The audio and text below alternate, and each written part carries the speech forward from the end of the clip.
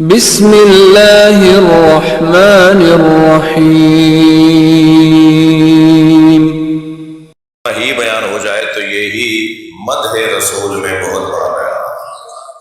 سرکار دو جہاں کی شان میں جو قرآن نازل ہوا ہے، جو آیات نازل ہوئی ہیں، جو آپ کی شان میں پروردگار عالم نے آپ کی شان کو بیان کیا ہے، ہم انہی آیات کو دہراتے رہیں تو شاید وہی بلکہ وہی سب سے بڑا ذخیرہ ہے۔ ارشاد ہو رہا ہے وَمَا أَرْسَلْنَا مِن رَسُولٍ إِلَّا لِيُطَاعَ بِإِذْنِ اللَّهِ، اور ہم نے کسی رسول کو نہیں بھیجا، دقت میرے ساتھ ہے، آپ کی توجہ ہے، اور ہم نے کسی رسول کو نہیں بھیجا مگر بھیجا ہے تو اس لیے کہ اس کی اطاعت کی جائے۔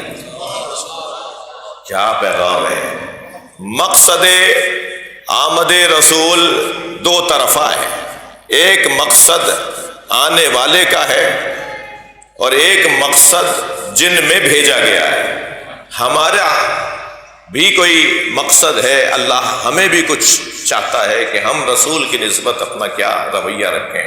وَمَا أَرْسَلْنَا مِن رَسُولٍ إِلَّا لِيُطَاعَ بِإِذْنِ اللَّهِ، ہم نے کسی رسول کو نہیں بھیجا مگر بھیجا ہے تو اس لیے بھیجا ہے کہ اس کی اطاعت کی جائے۔ وَلَوْ أَنَّهُمْ إِذْ ظَلَمُوا أَنفُسَهُمْ جَاءُوكَ، اے میرے حبیب اگر گناہگار آپ کے پاس آ جاتے، اب یہ میرا ترجمہ ہے کہ گناہگار آپ کے پاس آ جاتے، کیونکہ ظلموا انفسہم جو ہے یعنی وہ لوگ کہ جنہوں نے خود اپنے اوپر زیادتیاں کی۔ گناہ کرنے والا جہاں اللہ کا نافرمان ہوتا ہے وہاں اپنا بھی خطا کار ہوتا ہے، اپنا بھی دشمن ہوتا ہے، خود اپنا ہی دشمن ہوتا ہے۔ تو اللہ کا جو حصہ ہے کہ گناہ کرنے والا اس کی نافرمانی کر کے اسے ناراض کرتا ہے، وہ اس ناراضگی والے پہلو کو ذکر ہی نہیں کر رہا۔ میری نافرمانی تم نے کی ہے گناہ کر کے، میں اس کو حساب میں نہیں لا رہا، میں اس کی بات ہی نہیں کر رہا کہ تم نے میری نافرمانی کی ہے، میں تو تمہیں توجہ دلا رہا ہوں کہ تم نے جب گناہ کیا تو میری نافرمانی کے ساتھ خود اپنا بھی تو نقصان کیا ہے، تم میری نافرمانی کو چھوڑو، تم اپنے نقصان کی بات کرو۔ لہٰذا اس لہجے میں اللہ بات کر رہا ہے وَلَوْ أَنَّهُمْ إِذْ ظَلَمُوا أَنفُسَهُمْ جَاءُوكَ، اے میرے حبیب جنہوں نے اپنے اوپر زیادتیاں کی ہیں وہ اگر آپ کے پاس آ جاتے۔ اچھا، اسی لب و لہجے کی ایک اور آیت بھی ہے جس میں ارشاد ہو رہا ہے کہ یا عبادی قل یا عبادی الذین اسرفوا علی انفسہم لا تقنطوا من رحمت اللہ ان اللہ یغفر الذنوب جميعا، اے میرے حبیب میرے بندوں سے کہہ دو کہ اے میرے بندو، وہ کہ جنہوں نے اپنے اوپر زیادتیاں کی ہوئی ہیں وہ میری رحمت سے مایوس نہ ہو۔ کیا شان ہے اس کے رحمت کی، کیا شان ہے! اے وہ لوگوں جنہوں نے خود اپنے اوپر زیادتیاں کی ہوئی ہیں وہ میری رحمت سے لا تقنطوا من رحمت اللہ، میری رحمت سے وہ مایوس نہ ہو۔ ان اللہ یغفر الذنوب جميعا، اللہ سارے گناہوں کو معاف کرنے والا ہے۔ اسی لہجے کی آیت ہے جو میں آپ کے سامنے پڑھ رہا ہوں وَلَوْ أَنَّهُمْ إِذْ ظَلَمُوا أَنفُسَهُمْ جَاءُوكَ، صلوات پڑھیں ذرا محمد۔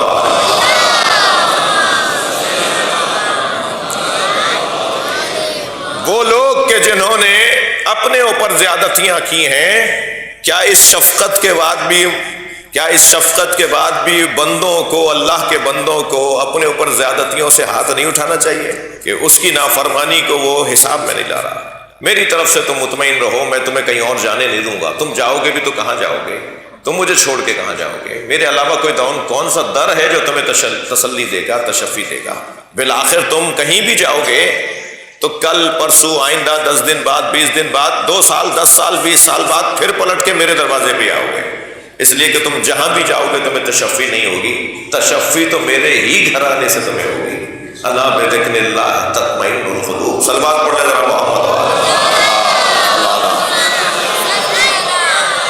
میرے علاوہ تمہارے دلوں کو اطمینان بخشنے والا کوئی اور نہیں ہے، میں ہی تمہارے دلوں کو، تمہارے قلوب کو اطمینان بخشنے والا ہوں۔ جو لوگ نہیں مانتے اللہ کے نظام کو، جو لوگ نہیں مانتے اللہ کی شریعت کو، جو لوگ نہیں مانتے اللہ کی سنتوں کو، ان کے پاس دوسرا آپشن بھی نہیں ہے۔ ہوتا ہے جب کوئی کہتا ہے نا ایسا نہیں ایسا کر لیجئے، مثلا ابھی یہ نیا امام بارگاہ مسجد بنی ہے، شاہ صاحب سے، آغا صاحب سے، مثلا بریگیڈیئر صاحب سے، علی بھائی سے، ہمارے جواد بھائی تشریف فرمائے، تو ان سے بھائی ایسا نہیں ایسا بنا دیجئے، اچھا بھائی وہ جو تم کہہ رہے ہو ایسا بنا دو، یہ یہاں ممکن نہیں ہے، وہ ٹھیک ہے، اس کے علاوہ کوئی اور چارہ نہیں ہے. اچھا یہ کیوں بنا دیا؟ چلو پھر کیا بناتے؟ مثلا یہ تو بہت اچھا بنا ہے، میں ایک بات آ گئی ہے ایسے ہی کہہ رہا ہوں، کہیں یہ مشکل نہ آ جائے میرے اوپر کہ صاحب اتنے اچھے کو بھی آپ کہہ رہے ہیں کہ کیا بنا دیا. ماشاءاللہ بہت اچھا بنا ہے، لیکن جب آبادی ہو جائے گی تو پھر شاہ صاحب اور دوست کہیں گے کہ یہ تو بہت چھوٹا بنا ہے. اور اس پہ کوئی پریشانی کی بات نہیں ہے. ہمارے سارے امام بارگاہ آنے والوں کی وجہ سے، حسینیوں میں اضافے کی وجہ سے چھوٹے پڑ رہے ہیں. امام بارگاہ چھوٹے نہیں بنے، حسینی بڑھتے چلے جا رہے ہیں. اور یہ قافلہ تو چلنا ہے، یہ قصہ تو بڑھنا ہے. صلوات پڑھ لیں ذرا نبی اور آل نبی.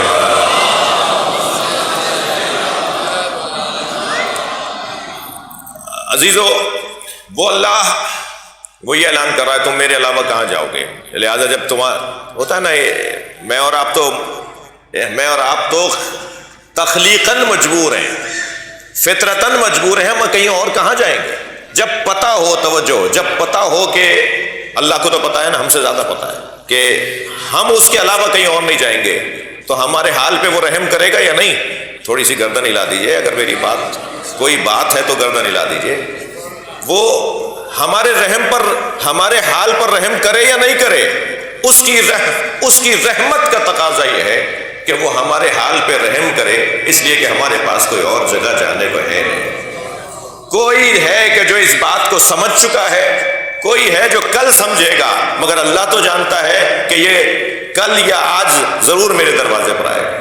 لہٰذا وہ اپنے گناہوں کو تو حساب میں نہیں لا رہا، اپنی نافرمانیوں کو، کہ جو اس کی نافرمانیاں کی ہیں، وہ کہہ رہا نہیں میرے بارے میں تم پریشان نہ ہو، تم اپنی فکر کرو جو تم نے اپنا نقصان کر لیا. لا تقنطوا من رحمت اللہ. اس آیت میں ارشاد فرما رہا ہے وَلَوْ أَنَّهُمْ إِذْ ظَلَمُوا أَنفُسَهُمْ جَاءُوكَ. میں فضائل نبی اور سیرت نبی پڑھ رہا ہوں. وَلَوْ أَنَّهُمْ إِذْ ظَلَمُوا أَنفُسَهُمْ جَاءُوكَ، جنہوں نے اپنے اوپر زیادتیاں کی ہیں، اے میرے حبیب اگر وہ آپ کے پاس آ جاتے، فَاسْتَغْفِرُوا اللَّهَ، اور اللہ سے معافی مانگتے، وَاسْتَغْفَرَ لَهُمُ الرَّسُولُ، اور رسول انہیں معاف کر دیتے، لَوَجَدُوا اللَّهَ تَوَّابًا رَحِيمًا، تو اللہ بھی معاف کر دیتا. صلوات پڑھ لیں محمد و آل محمد. کیا خوبصورت آیت ہے، کیا خوبصورت آیت ہے کہ اس آیت کریمہ میں کہ جہاں توحید بھی بیان ہو رہی ہے، جہاں رسالت بھی بیان ہو رہی ہے، جہاں قیامت بھی بیان ہو رہی ہے، جہاں عقیدہ توسل بھی بیان ہو رہا ہے، جہاں ہماری ضرورت کا بھی تشفی اور اس کی تسلی کا اظہار ہو رہا ہے، کہاں جا کے معافیاں لوگے؟ کون تمہیں معاف کروائے گا؟ صلوات پڑھے ذرا محمد والے.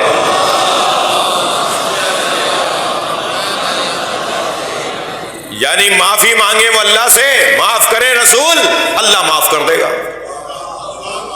اور عقیدہ وسیلہ، توسل کا عقیدہ کسے کہا جاتا ہے؟ یعنی اللہ سے بات کرنے کے لیے اللہ سلیقہ بتا رہا ہے نا. ہمارے درمیان میں بھی کچھ عزیز ہیں کہ جن کو یہ، مجھے معاف کیجیے گا، یہ جراثیم لگ جاتے ہیں، یہ بیکٹیریا لگ جاتا ہے کہ ہمیں ڈائریکٹ اللہ سے بات کرنی چاہیے، ہمیں وسیلے کی ضرورت نہیں ہے. جب خود اللہ کہہ رہا ہے نحن اقرب من حبل الورید، میں تمہاری رگے جان سے بھی زیادہ قریب ہوں، تو پھر ہم کسی اور سے کیوں بات کریں؟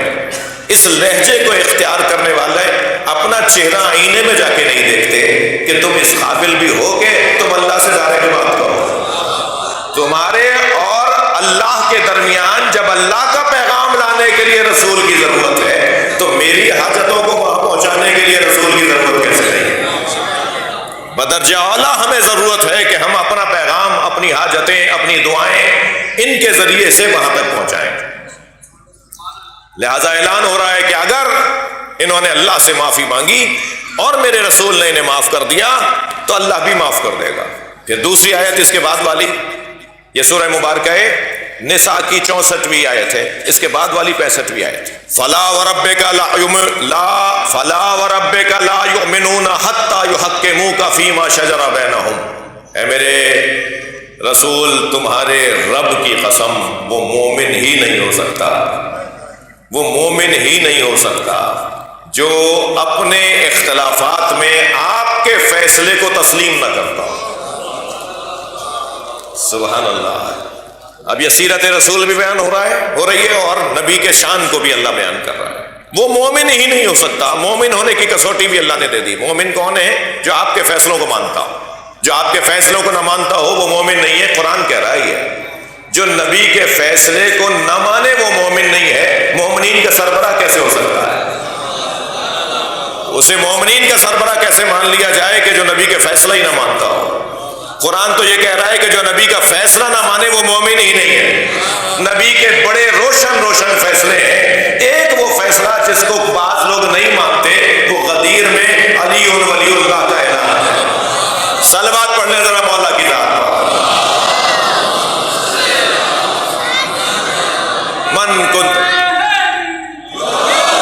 من کنت مولا فہذا علی مولا.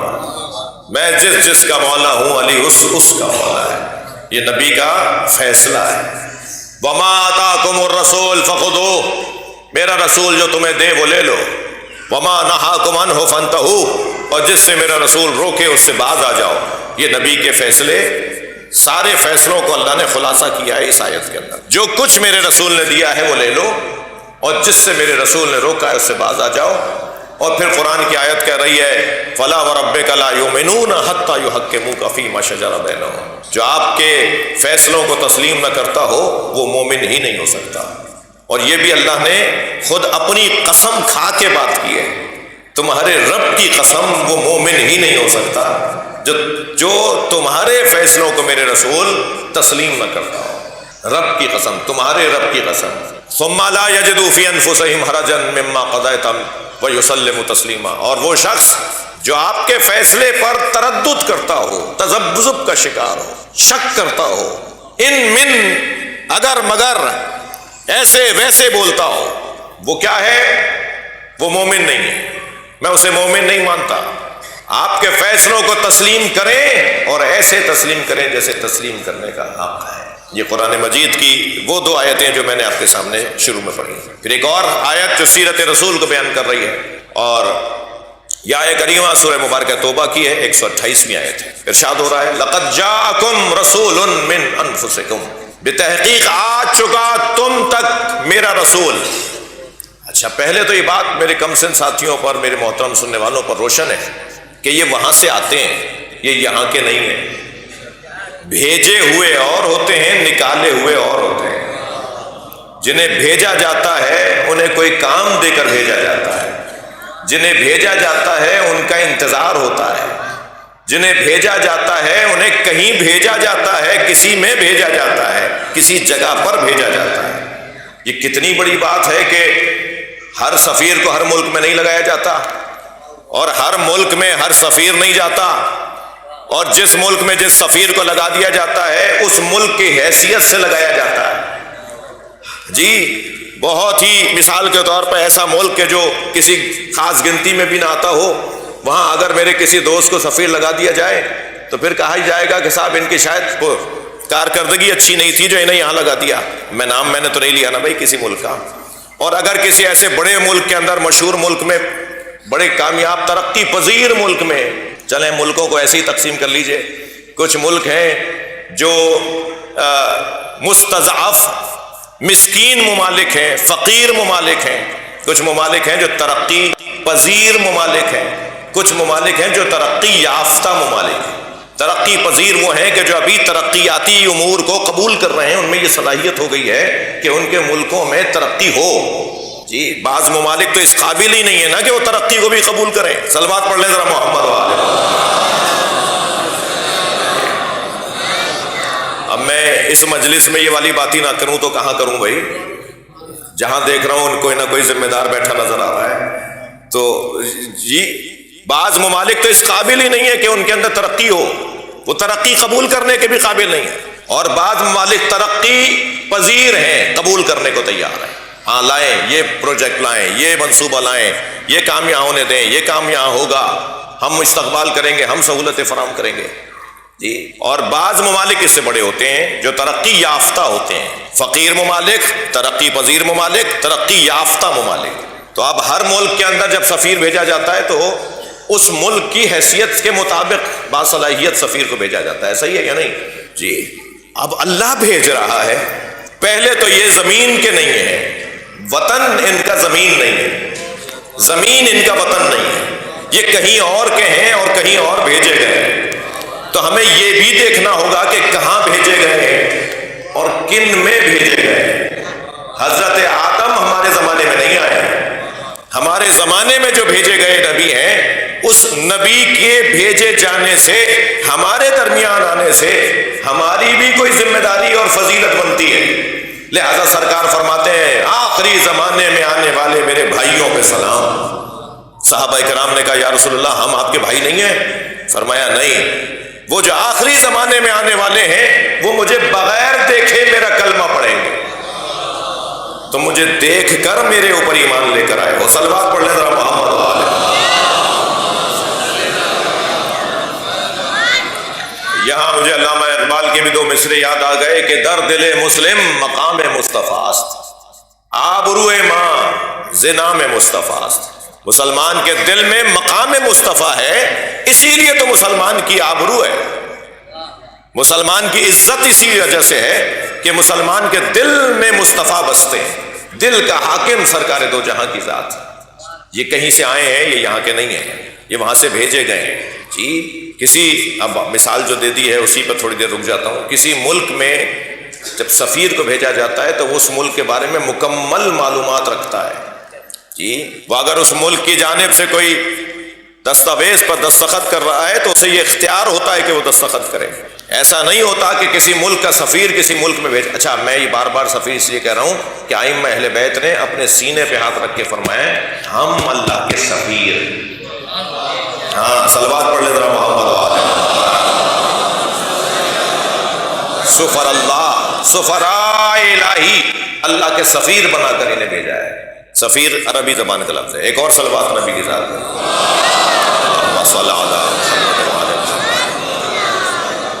تو جس ملک سے وہ بھیجے گئے ہیں، جس جگہ سے وہ بھیجے گئے ہیں، وہاں کے وہ نمائندے بن کر آئے ہیں۔ تو میرا تو تکلیف اور دکھ اس بات پر ہے کہ یہ بھیجے گئے ہیں اللہ کی طرف سے جو علم مطلق رکھتا ہے، جو قادر مطلق ہے، جو حیات تامہ رکھتا ہے۔ بھیجے گئے ہیں ان کی طرف سے۔ مسلمان کہتا ہے میں مماتی ہوں، میں حیاتی نہیں ہوں۔ مسلمان کہتا ہے انہیں لکھنا پڑھنا نہیں آتا تھا۔ مسلمان کہتا ہے ان سے یہ معجزے ہو نہیں سکتے۔ تو یہ بھیجے گئے تو اس کی طرف سے ہیں جو قادر مطلق ہے، تو ان سے معجزے ہو کیوں نہیں سکتے؟